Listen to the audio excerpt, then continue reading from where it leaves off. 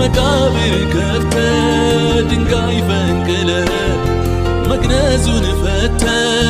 በነፃ ለቀ በሕይወት ታኖራለ